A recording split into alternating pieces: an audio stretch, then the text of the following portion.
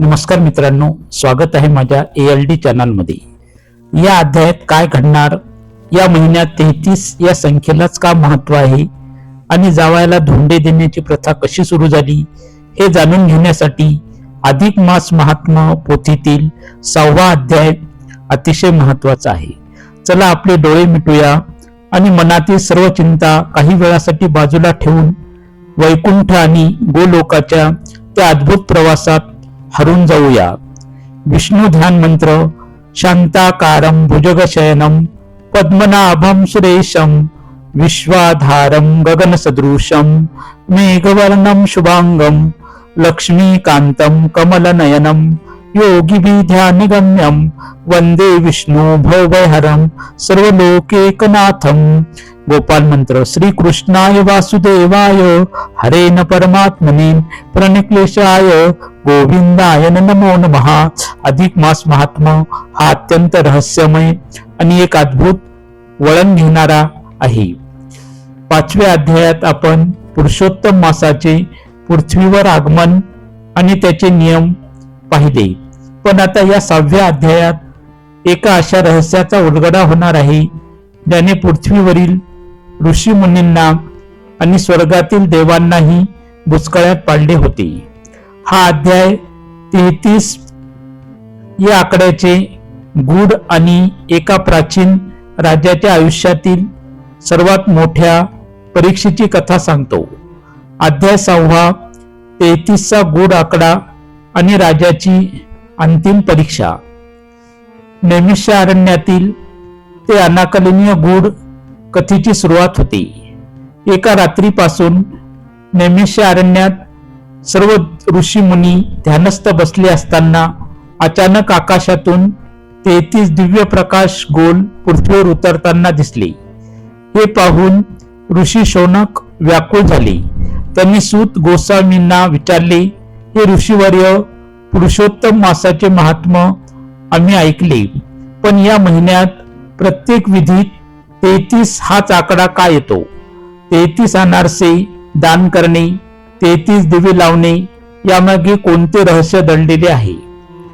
सूत गोस्वामींनी डोळे बंद केले आणि एका प्राचीन विसरल्या गेलेल्या राजाची रहस्यमयी कथा सांगायला सुरुवात केली. राजा वीरसेन आणि तो अदृश्य आवाज. सत्ययुगात वीरसेन नावाचा एक परमप्रतापी पण अपत्यहीन राजा होता. त्याने पुत्रासाठी अनेक यज्ञ केले, पण त्याचे नशीब बदलत नव्हते.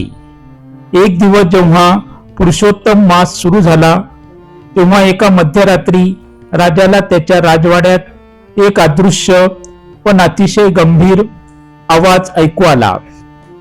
राजन, तुझे भाग्य जोडलेले आहे 13व्या महिन्याच्या छायेत. जर तुला तुझा वारस हवा असेल तर तुला या पुरुषोत्तम मासात 33 अदृश्य शक्तींना तृप्त करावे लागेल. राजा दचकून उठला. 33 अदृश्य शक्ती म्हणजे काय?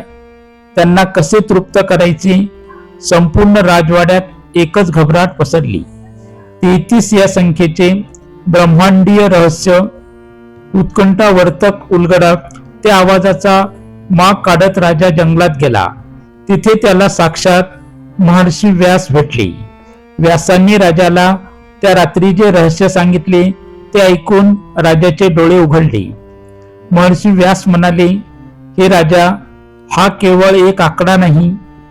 आपल्या हिंदू धर्मात 33 कोटी देव मानले जातात. जेव्हा हा 13वा महिना पुरुषोत्तम मास प्रगट होतो, तेव्हा संपूर्ण ब्रह्मांडातील मुख्य 33 देवता, ज्यामध्ये 12 आदित्य, 8 वसु, 11 रुद्र आणि 2 अश्विनी कुमार समाविष्ट आहेत, या महिन्याचे रक्षण करण्यासाठी यात गुप्त रूपाने वास करतात.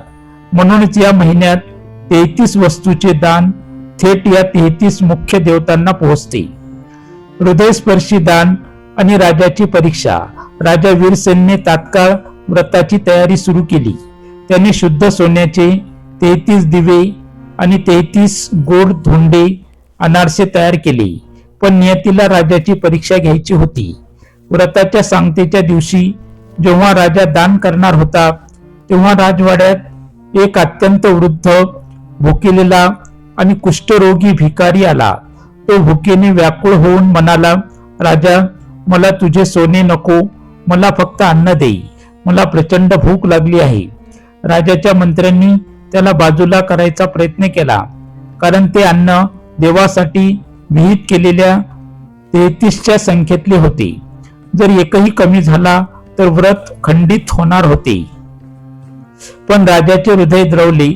देवाची पूजा करण्यापेक्षा समोरच्या जिवंत माणसाची भूक भागवणे राजाला महत्वाचे वाटले. राजाने अत्यंत प्रेमाने त्या 33 अनारशामधील काही भाग त्या वृद्धाला भरवला. एक अद्भुत चमत्कार घट झाला. ज्या क्षणी त्या वृद्धाच्या पोटात अन्न गेले त्या क्षणी त्याच्या शरीरातून एक दिव्य प्रकाश बाहेर पडला. तो वृद्ध दुसरा कोणी नसून राजाच्या आत्म्याची आणि करुणेची परीक्षा घेण्यासाठी स्वतः भगवान पुरुषोत्तम श्रीकृष्ण तेथे आले होते. कृष्णाने हसून राजाला सांगितले, राजन, तू केवळ आकड्याचे नियम पाळले नाहीस, तर तू भक्तीचा खरा अर्थ समजलास. तुझा हा हृदयस्पर्शी भाव पाहून या महिन्यात निवास करणारे सर्व 33 देव तृप्त झाले आहे. भगवान पुरुषोत्तमांनी राजाला दीर्घायुष्य पुत्राचा वर दिला आणि राजाचे अंगण आनंदाने भरून गेले. अध्यायाचा धार्मिक संदेश आपल्याला असा सांगता येतो की 6वा अध्याय आपल्याला शिकवतो की अधिक मासात 33च्या संख्येला धार्मिक महत्व नक्कीच आहे, कारण त्यात ब्रह्मांडातील सर्वोच्च शक्तीचा वास असतो. परंतु या विधीमागे करुणा आणि निरागस भाव असणे सर्वात जास्त महत्वाचे आहे. जेव्हा तुम्ही एखाद्या गरजूला दान देता तेव्हा ते थेट ईश्वराला पोहोचते. इति श्री अधिक मास महात्मे षष्ठोध्याय संपूर्णम.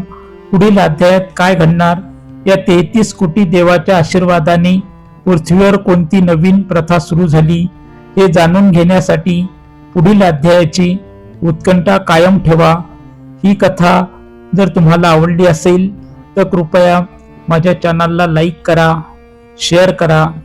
चॅनलवर नवीन असताल तर चॅनलला सबस्क्राईब करा.